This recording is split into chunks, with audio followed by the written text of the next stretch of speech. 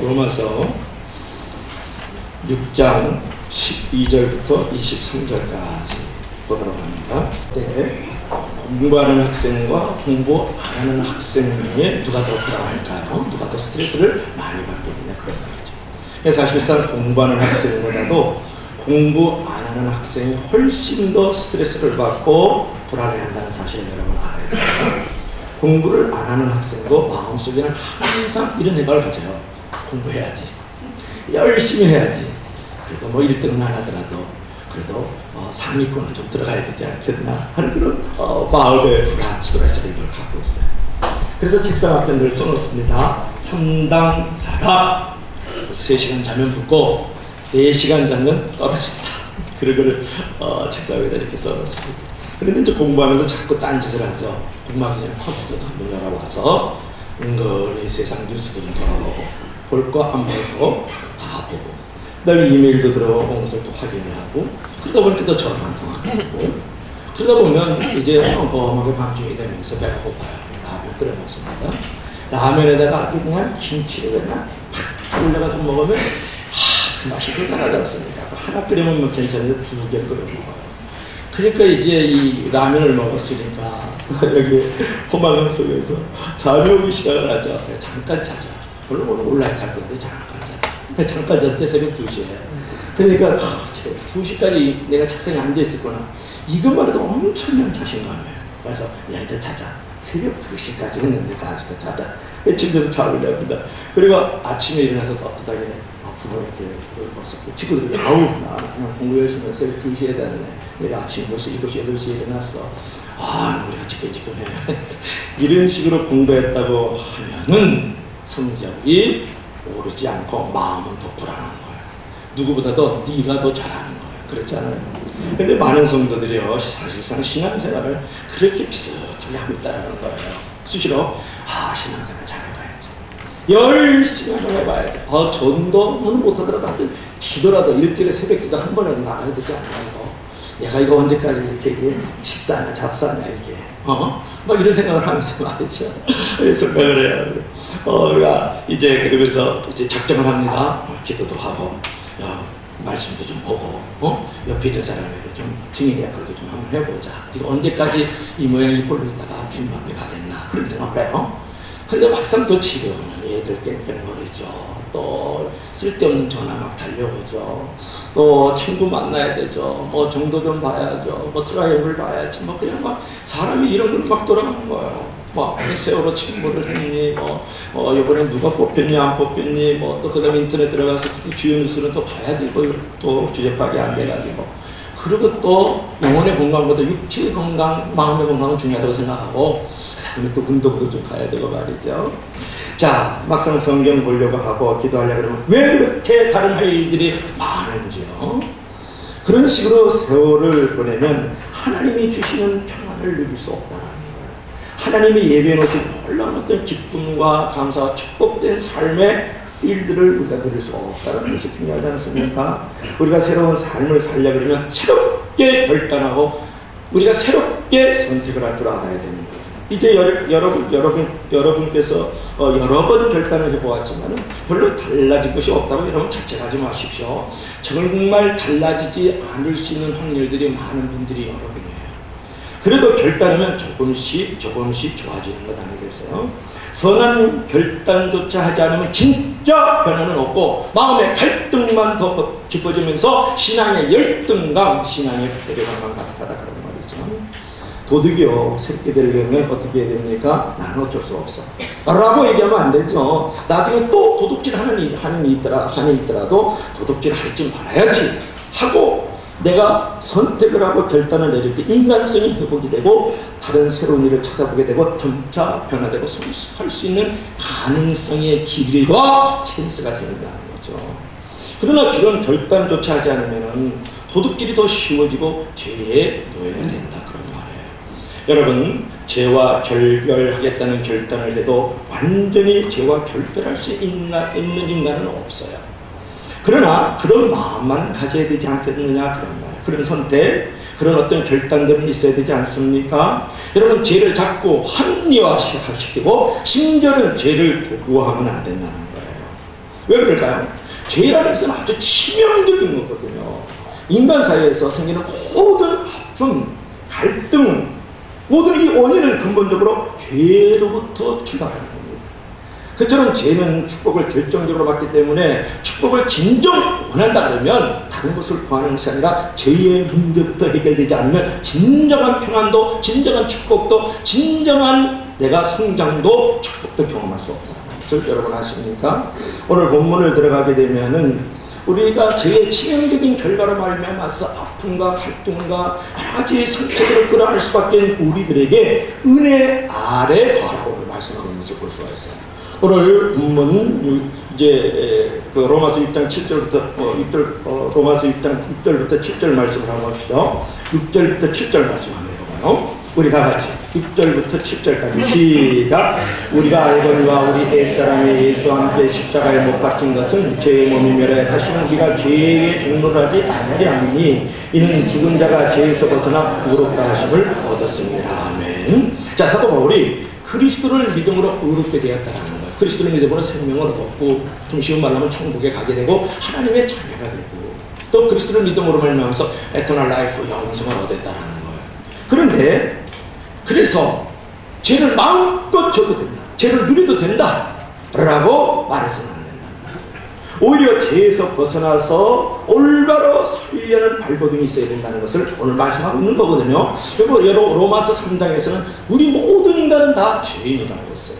로마서 4장에서는 뭐라고 말씀했냐, 우리가 예수 그리스도를 믿음으로 말하면서 의롭다함을 받았다 그랬어요. 그것을 예를 들은 사람이 아브라함이고 나였어요. 아브라함은 내가 실수를 하고 거짓을 행했지만은 하나님을 믿음으로 말하면서 의롭다함을 얻었고, 다윗은 살인을 하고 간음을 했음에도 불구하고 제사함의 기쁨을 누렸을 뿐만 아니라 하나님 앞에 의롭다는 인침을 받았다. 그것이 바로 4장 5장의 말씀이거든요. 자, 그러면 우리가 의롭다함을 받았다 그런 말이에요.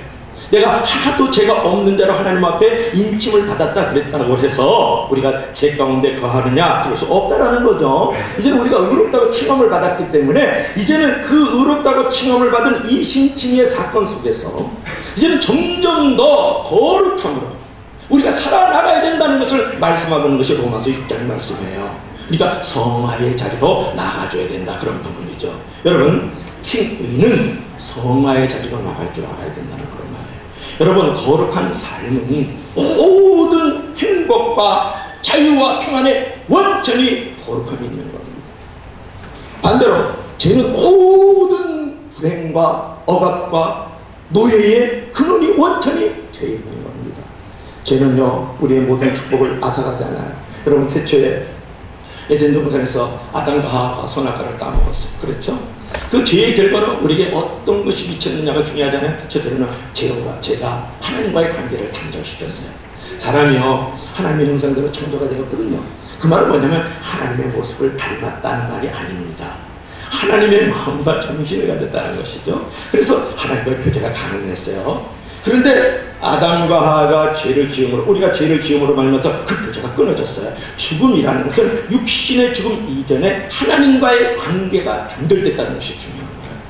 아담과 하와가 죄를 지어서 바로 죽었나요? No! 하나님과의 관계의 단절이 먼저 있었어요. 두 번째로는 죄로 사람과의 관계가 단절됩니다. 우리가 죄를 지으면요, 사람과의 관계가 단절돼요. 하나님은요, 아담에게 누구를 이제 주었습니까? 돕는 배필 하와를 주었잖아요, 그죠? 아담은 흙으로 줬고 또 이제 하와는 뼈로 지었어요. 그래서 여자가 조금 더 싸납고 단단하지 않습니까? 그 하와를 처음 보았을 때 아담이 고백했어요. 내 뼈 중에 뼈요, 내 살 중에 살이라. 하나님의 사랑을 혼자 독차지하지 않고 나눌 상대가 생겼지만은 어떤 경쟁도 없었고 오히려 참 행복했어요. 그러나 범죄 후 어떻게 되었느냐가 중요한 거 아니에요. 하나님의 선악과의 문제를 추구하자 아담은 저 여자 때문에 그랬다고 원망하고 탓을 하잖아요. 원망하고 탓하는 사람은 다 하와의 후손이고 아담의 후손입니다. 당시 에덴에는 아담과 하와 두 명밖에 없었어요. 근데 얼마나 서로가 서로를 이렇게 위로해주고 돕는 자가 되었겠어요. 그런데 죄로 인해서 아담과 하와의 둘 사이에 금이 가기 시작을 했다, 그런 말이에요. 죄의 결과가 얼마나 치명적이냐. 그래서 죄는 사람과의 관계도 단절시키는 겁니다. 여러분, 셋째로는 뭐가 있냐면 죄로 환경과의 관계가 단절이 돼요. 땅이 저주를 받고 땅이 이제 엉겅퀴를 내고 가시덤불을 내었어요. 하나님은 인간을 6번째 날에 창조하셨을 때 인간의 복을 주면서 이렇게 말씀을 하셨어요. 생육하고 번성하고 땅에 충만하라. 땅을 좀 먹으라. 바다의 고기와 공중의 새와 땅에 움직이는 모든 생물을 다스리라. 그래서 창세기 1장 28절의 말씀이잖아요. 그래서 모든 자연 만물은 원래 인간에게 복종하고 지배를 당할 수밖에 없는 것이었어요. 인간과 자연 환경과의 관계는 부드럽고 아주 여러분 어떤 질서의 관계였거든요. 자연은 도저히 인간에게 항명할 수 없는 것으로 지어진 존재였단 말이에요. 자연이요, 태풍을 일으켜가지고 인간을 수백 명 죽이는 참화가 에덴 동산에서는 상상할 수 없는 일이었거든요. 근데 죄가 들어옴으로써 환경과의 관계도 단절됐다 그런 말이에요. 또 마지막 넷째 번째는 자기와의 관계가 단절됐어요. 여러분, 죄로 인해 가지고 부끄러운 수치가 생겼잖아요. 그래서 아담과 하와가요, 이제 그 하와가 자기 이제 잎사귀를 이렇게 해 입었어요. 그런데 신학적으로 자기의로 이제 부끄러운 수치를 가리려고 했는데 무화과 나무는 햇빛은 쨍쨍 모래를 반짝거리고 다 부서지잖아요. 부끄러운 수치를 가려입지 못했어요. 그 아담과 하와는 최초의 패션이에요. 결코 그들을 아주 멋있게 만들지 못했다 그런 말이죠. 또한 죄로 인해서 이제 그 질투도 생기고 분노도 생기고 두려움과 같은 수많은 형식적 문제들이 생기고 나기 시작했고 죄로 인한 내적 갈등이 시작되었다 그런 말이에요. 그래서 사실은요, 죄의 문제만 정말 근본적으로 해결하면 모든 인간의 모든 상처는 약 80%, 90%가 해결된다는 말이에요. 자, 우리는 죄는 자기와의 관계 단절마다도 시킬 뿐만 아니라 자연과 이웃과 하나님의 관계도 단절시키는 것이다. 얼마나 죄라는 것이 이제 치명적이냐 그런 말이에요. 자, 그러면 이런 죄에서 우리가 벗어나야 되지 않겠어요? 사람이 어떻게 이런 죄의 굴레에서 죄의 노예에서 우리가 벗어날 수 있겠느냐는 것이 오늘 은혜를 근본적으로 나누고자 하는 의미죠. 여러분, 사람의 힘으로는 방법이 없습니다. 죄의 문제는 사람의 방법으로 해결할 수 없어요. 아무리 좋은 하이타이로, 아무리 비싼 비누로, 아무리 좋은 치약으로 닦아도 우리 죄의 문제를 지킬 수가 없어요. 이길 수가 없단 말이죠. 하나님께서 길을 열어주셔야 됩니다. 실제로 하나님께서 길을 열어주셨어요. 그래서 회복의 길을 주셨습니다. 왜냐하면 인간이 죄의 주범이 아니기 때문에 그래요. 주범은 바로 악한 사단, 마귀와 귀신들이거든요. 주범에게는 회복의 기회가 없지만은 유혹에 말려서 죄를 짓게 된 사람에게는 죄의 대가를 지불할 기회를 주신 것이에요. 그래서 예수님의 십자가의 죽으심을 통해서 그 죄의 대가를 지불하게 하셨고, 누구든지 예수님의 대속을 믿으면 의롭다 하심을 얻고 하나님과의 관계가 회복되는 은혜를 주신 줄을 믿을 수 있기를 바랍니다. 그처럼 우리가 죄의 문제를 해결하기 위한 엄청난 대가가 있었는데 상습적으로 죄 가운데 빠지는 것은 정말 하나님의 은혜를 받은 자라 그러면, 하나님으로부터 정말 구원을 받은 자라면, 믿음을 가진 자라면 있을 수 없는 일이잖아요. 우리가 하나님의 은혜 아래 거해서 우리가 죄의 문제가 해결이 되었는데, 이것을 무시하고 내가 상습적으로 죄 가운데, 의도적으로 죄 가운데 죄를 도구화시키고 죄에 내가 늘 노예로서 종으로서 살아간다 그러면 그는 값싼 은혜주의라는 거예요. 그래서 쉬운 믿음주의라는 거예요. 그런 것들은 적당 믿음주의라는 거예요. 내가 이미 구원받았다. 내가 하나님의 은혜 아래 거하고 있다. 나는 천국을 이미 티켓팅을 받았다. 그래서 막 살아가는 것은 값싼 은혜주의자들이잖아요. 그 죄에서 이제 우리가 벗어나는 건 어떻게 해야 됩니까 하는데, 본문 6절 말씀처럼 옛사람을 예수님 함께 십자가에 못 박아야 됩니다. 그런데 오늘 12절부터 14절에서는 아주 구체적인 방법을 우리 가운데 제시해주고 있어요. 자, 죄에서 벗어나기 위해서는 어떻게 해야 되느냐, 따라합시다. 버려야 한다. 큰 목소리로 버려야 한다. 자, 오늘 12절 말씀 읽어봅시다. 자, 로마서 6장 12절 말씀 우리 다 같이 시작. 그러므로 너희는 죄로 너희 죽을 몸에 망설하지 못하게 하여 몸의 사역을 순종치 말라. 여러분, 왜 사람이 죄를 짓냐 그러면, 제가 보면 그 전에 이미 나에게 욕심이 있었던 것을 우리가 발견할 수 있지 않습니까? 그래서 야고보서 1장 15절에 뭐라고 말씀하고 있어요? 욕심이 잉태한 적 죄를 낳고 죄가 장성한 적 사망을 이루느니라. 우리가 죄에서 벗어나려고 그러면 자신의 욕심까지 사투를 버려야 된다는 거예요. 물질욕을 버리고, 성욕을 버리고, 명예욕을 버려야 돼. 여기서 뭐라고 말씀하고 있습니까? 너희 이제 제가 몸의 사욕을 쫓아서 살아가지 못하도록, 그렇게 종되지 못하도록 만들라는 거예요. 여기서 지체라는 것은 이 몸뚱어리만 말하는 게 아닙니다. 물질력을 말하고 성력을 말하고 명예력을 말하고 권력력을 말하는 거거든요. 물론 욕심과의 전쟁에서 패배할 때가 많죠. 그렇지만 최종 승리를 보장받은 존재로서 끊임없이 욕심과 싸워서 정욕의 마음대로 우리를 이끌지 가지 않도록 우리를 만들어가야 되는 거예요. 중요한 것은 우리 히브리서 기자가 우리에게 말씀한 것처럼 뭐라고 말씀하겠냐면 피 흘리기까지 죄와 대항치 아니하고 이것이죠. 죄인 줄 알아.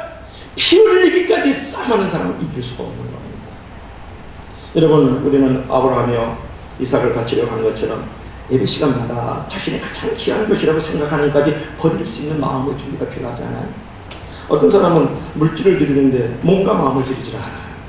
어떤 사람은 마음은 하나님께 있다고 말합니다. 그러면서 돈 문제만 나오면 가슴이 쫄아들고 외사도 못해 시험이 드는 경우도 있죠. 어떤 분은 신앙생활을 믿음으로 하지만 사업체는 내 것인 줄 알아요. 또 어떤 분은 다른 것은 다 하나님의 뜻대로 하지만은 자신 문제만큼은 욕심을 버리지 못하고 자신이 우상인 경우도 있지 않습니까? 하나님의 뜻하고 내 뜻하고 분명히 영역이 있는 사람들을 말하는 거죠. 어떤 분은 자신의 나쁜 습관을 죽이지 못해. 어떤 분은 자신의 야망과 자존심이 너무 강해요. 교회 안에서 하나님의 거룩한 야망을 있다고 해서 이루어지고 하나님의 뜻이 이루어지도록 만들어야 되는데 교회 생활조차도 자신의 야망과 자신의 뜻을 완성시키려는 사람이 많이 있다는 거죠. 여러분, 예배는 자신의 소중히 예배는 하나님께 바치는 거거든요.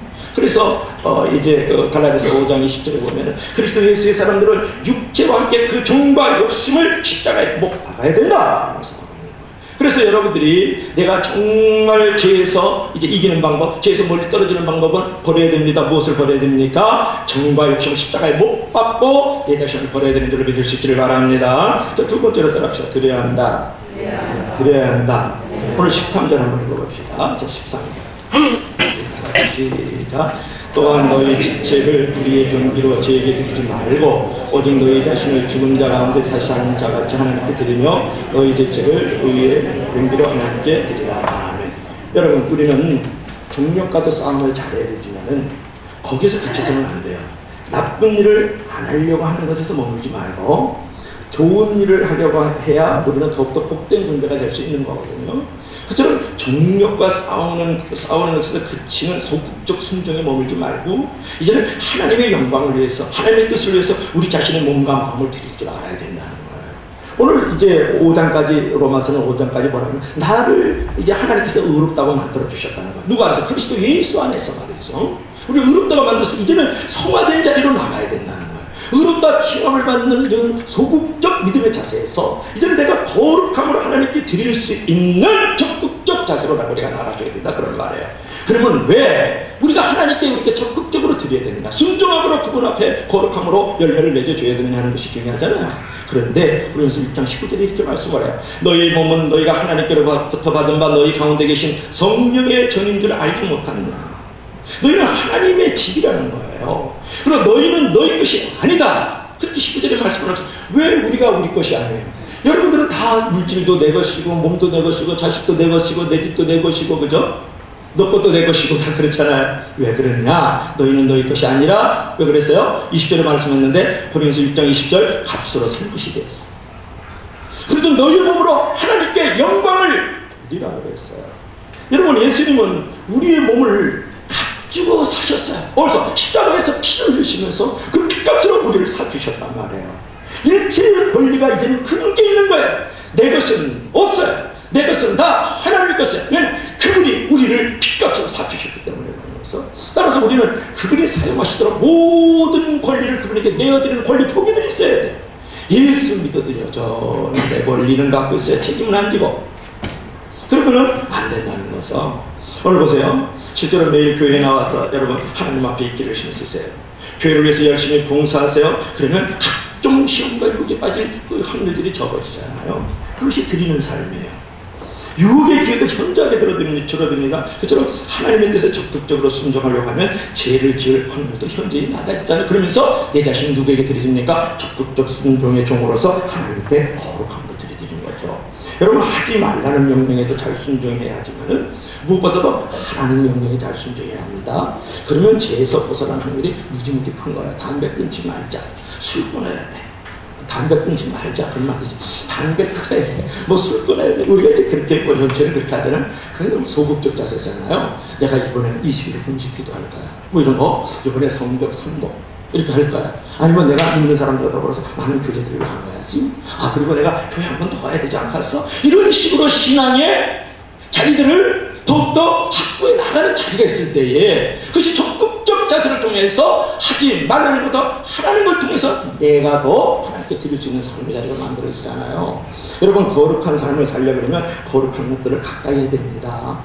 내가 맨날 조폭들 그 영화 보고 막 이렇게 사람들을 이렇게 해꾸지 않는 뭐 드라마 같은 걸 보면서 내가 바르게 산다는 생각은 있을 수 없는 거잖아요. 그래서 금묵자국이라는 말이 있잖아요.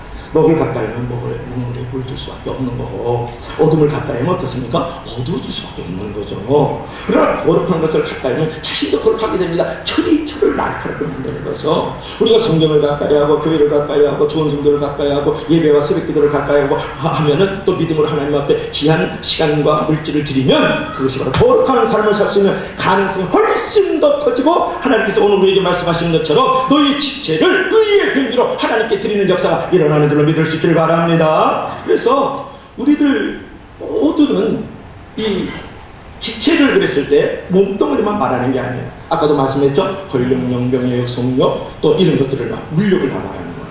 그랬을 때 전인격적인 모든 영역들이 온전히 하나님의 도구로서 쓰여질 수 있도록 그분께 위임을 해야 되는 것이, 그것이 온전히 드리는 거예요. 우리의 생명의 주인은 누구시다? 하나님이시기 때문에 그러는 것이죠. 그런데 무엇보다도요, 여러분들이 내가 하나님의 얼굴을 구하고 하나님의 그 깊은 임재 아래서 하나님께 나 자신을 드리고 있지 아니하면 어떤 사람에게도 영향력을 줄 수 있는 사람이 안 된다는 것이 중요해요. 정말 여러분들이 우리 교회와 우리 성도들을 위해서 내가 항상 함께 머무를 수 있는 길이 뭡니까? 그것은 여러분의 예배 가운데 있는 것도 머물 수 있는 것이고 전도할 때도 머물 수 있는 것이에요. 그렇지 않습니까? 또 부엌에서 나는 우리 교회에서 제일 보이지 않는 것을 수고하는 사람은 오병이어팀이라고 생각하거든요. 토요일부터 목요일부터 토요일 주일까지 이 식당을 위해서 우리 영혼의 양식도 육체의 양식을 위해서 수고하는 오병이어팀이 우리 교회에서 가장 수고하는 사람들입니다. 아이스케이트로 하나 사주길 주님으로 축원합니다. 자, 중요한 것은 그렇게 함께하는 사람들이 정말 교회에 함께하는 사람일까라고도 생각하지만, 정말 여러분들이 하나님의 얼굴을 보고 하나님의 깊은 그 임재 속에서 그분과 동행하고 있을 때에 진짜 성도들과 함께하고 있는 것이고, 그것이 바로 교회에 함께하고 있는 것이고, 그것이 바로 성도들에게 영향력 있는 삶을 살아갑니다. 그것이 바로 이 빛과 소금 역할을 올바로 감당하면서 이 사회와 이 도시 안에 영향까지 있는 삶으로 살아가는 것은 뭐냐? 하나님의 얼굴을 구하고 그분의 깊은 임재 속에서 그분과 동행하지 않으면 아무런 영향력도 없다고 생각하면 되는 거죠. 하나님께 내 자신을 의의 병기로 드리는 것이 이렇게 중요한 거예요. 여러분이 리더로 서 있습니까? 조그만 애들 가르치는 선생으로 서 있습니까? 당신이 하나님의 얼굴을 구하고 있지 않으면 그들과 함께하는 게 아닙니다.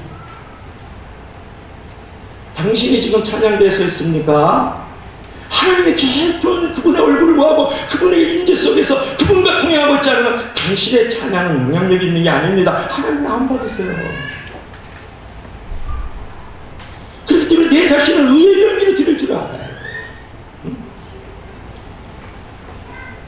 그래서 우리가 죄에서도 멀어지고 하나님께 영광을 부리는 것을. 세 번째로 따라합시다. 선택하라. 자, 16절 한번 봅시다. 16절 우리 다 같이 시작. 너희 자신을 종으로 들여 누구에게 순종하든지 그 순종함을 받는 자의 종이 되는 줄 너희가 알지 못하느냐? 혹은 죄의 종으로 사망에 이르고 혹은 순종의 종으로 의에 이르느니라. 아멘. 사람은요, 자신의 자유의지에 의한 선택에 따라서 죄의 종의 길을 걸어갈 수도 있고요, 순종의 길을 선택할 수도 있어요. 그렇죠? 그런 상황에서 우리는 의지적으로 믿음의 길을 선택해야 돼요. 여러분, 인생은 선택입니다. 좋은 것은 그냥 오지 않고 선택할 때 오는 거예요. 때로는 고난이 예상되어도 좋은 것을 선택할 때 반드시 복도 있는 중이 되는 거예요. 믿으면 나가자. 아멘. 여러분, 겉으로 보면은 죄의 길이 더 즐거워 보이지만요, 그것은 일시적인 즐거움이잖아요. 우리는 고난이 예상되어도요, 믿음의 길을 선택해야 됩니다. 쾌락도 일시적이지만 고난도 일시적이거든요. 우리는 잠시 쾌락의 날을 즐기는 것보다도 고난이 예상되어도 믿음의 길을 걸어갈 수 있어야 되잖아요. 그게 모세 형님이 가신 길 아닙니까? 우리 본문 19절 말씀 한번 읽읍시다. 19절 우리 다 같이 시작. 너희 육신이 연약함으로 내가 사람의 애들을 말하느니 전에 너희가 너희 지체를 부정과 불법에 드려 불법에 이른 것 같이 이제는 너희 지체를 의에게 종으로 드려 거룩함에 이르라. 아멘. 이제는 죄를 짓지 않으려는 그런 수준에 머물면 안 돼요. 이제 조금 더 업그레이드 돼야 되지 않겠어요? 적극적으로 하나님의 영광을 위해서 자신을 드릴 때 거룩한 삶을 살 수 있다는 거죠. 여러분, 사람의 영혼은요, 누가 말 하나님이 만드셨어요. 그래서 하나님께 매일 때만 진정 평강과 자유가 주어진다는 거예요. 여러분, 진정한 자유라는 것은 하나님부터 벗어나려고 하는 것이 아니에요. 세상 사람들은 하나님으로부터 벗어나는 것이 자유인 줄 알아요. 너 하나님께로부터 벗어나는 그 일 자체가 죄이고 하나님께 매이는 것이 의이고 생명이고 자유인 거예요. 이러고 다 같이 아멘. 여러분, 진정으로 자유라는 것은 하나님께 매일 수 있는 겁니다. 내가 늘 생각하는 겁니다. 여기 강아지를 보면 그 유기견이라고 그러잖아요. 버려지는 거예요. 그 신학적인 용어로도 택자가 있고 유기자가 있고 그래요. 그러니까 선택받은 자가 있고 버림받은 자를 갖다가 유기된 자라고 그러거든요. 유기견들이 많아요. 그리고 보면 옷이란다. 털도 옷이죠. 그냥 보면 그 하얀 스피치겠는데 그냥 쓰레기통 있는 데서 사가지고 이렇게 데리지는 거죠. 눌려가지고 옷이 막 이렇게 그 털들이 이렇게 팍 썩어나가지고 울어가지고요. 짐승들도 그리고 웃기다. 짐승들이 울어요. 그래. 저기 갔는데 저기 염소 새끼가 2마리 낳다가 죽었어요. 2마리 낳다가 2배 다 죽어버렸어요. 어미가 얼마나 우는지 여기 무슨 선택감이 왔는데 이게 눈물 자국 여기서 이렇게까지 흘러가서 계속 울어요. 아침에 낳다 죽었다는데 우리 오후에 그거 불렀는데 울읍니다. 근데 여기 눈물 자국이 제일 있어가지고 돌편에 맞아가지고 이제 머리도 터져가지고 피도 좀 흘려나고 애들이 쫓아다니고 얼마나 불안합니까 여러분. 개라는 것은 누구 품에 있어요? 주인의 품에 있을 때 좋은 거예요. 거기가 굴레다, 이게 노예다, 묵게다, 갇혀있다, 어간이다 막 이렇게 야단치면 그런 거 다 개지자라는 거예요. 그러면 안 돼. 우리 경고들도 자유를 얻으려면 주인의 품이 있어야 돼요. 목에 이렇게 세조를 걸을 때 할렐루야 이래야 돼. 개들도 이래야 돼. 그것도 시끌대면 안 되는 겁니다. 여러분도 똑같은 거예요. 자식이요, 부모 밑에 있으니까 억압이라는 거예요. 거기에 노예가 따르려. 그러면서 자식 문 차고 나가는 순간에 진짜 노예가 되는 거예요.